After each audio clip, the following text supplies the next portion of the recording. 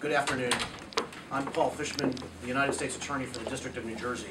I am joined today by Dave Velasquez, the Acting Special Agent in charge of the FBI in New Jersey, Acting Atlantic County Prosecutor Jim McLean, Atlantic City Public Safety Director William Glass, Chief of the Atlantic City Police Department Ernest Jubilee, New Jersey State Police Captain Gary Hodge, Sheriff Ballas of Atlantic County, and Assistant United States Attorney Pat Askin, who is leading this investigation and prosecution from my office, along with Justin Danilowitz, who is currently in court.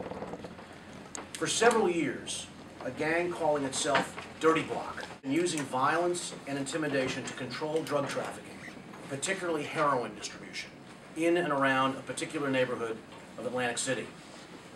The members of this gang have distributed thousands and thousands of packets of heroin in the Stanley Homes housing complex, the Schoolhouse apartments, the Carver Hall apartments, and the Adams Court and Cedar Court apartment complexes.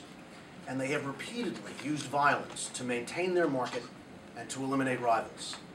They were so effective in controlling the flow of illegal drugs in this area that while better-known street gangs, like the Bloods and the Latin Kings, are active throughout New Jersey and even in Atlantic City, Dirty Blok is the predominant criminal street gang in the area.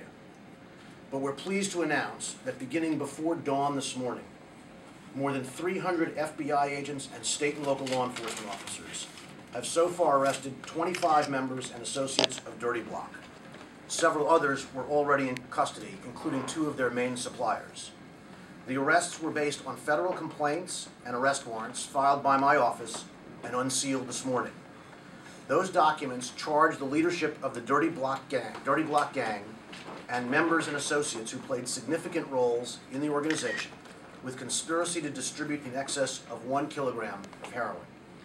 The defendants are expected to make their initial appearances this afternoon. In fact, I gather the appearances have already started before United States Magistrate Judges Karen Williams and Anne Marie Donio right here in Camden, in the Camden Federal Courthouse. The conspiracy charge against each defendant is punishable by a maximum penalty of life in prison with a 10-year mandatory minimum for each. As alleged in the complaints, the investigation confirmed that Dirty Blok was a drug trafficking organization with a structure. It had leaders, suppliers, distributors, enforcers, dealers, couriers, runners, facilitators, and even testers.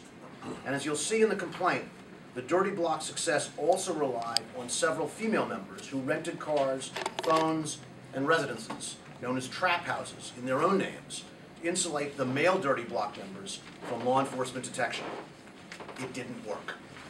They also worked as drivers and couriers and laundered drug proceeds for them. The complaint also charges several so-called youngins, junior members of the gang who engaged in street-level sales and were expected to provide weapons or conduct acts of violence at the direction of a leader or an enforcer.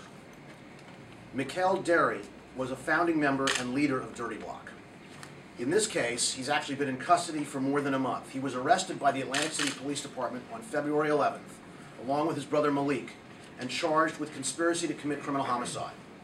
That charge was based in part on intercepted communications in which the Derry brothers and Shamil Spencer, all of whom are charged in this federal complaint, discussed Malik's Derry killing of Tyquin James, also known as T.Y., on February 10th. It's not just the police department. This was a collaborative effort between many agencies, and it's a good day for the residents of Atlantic City.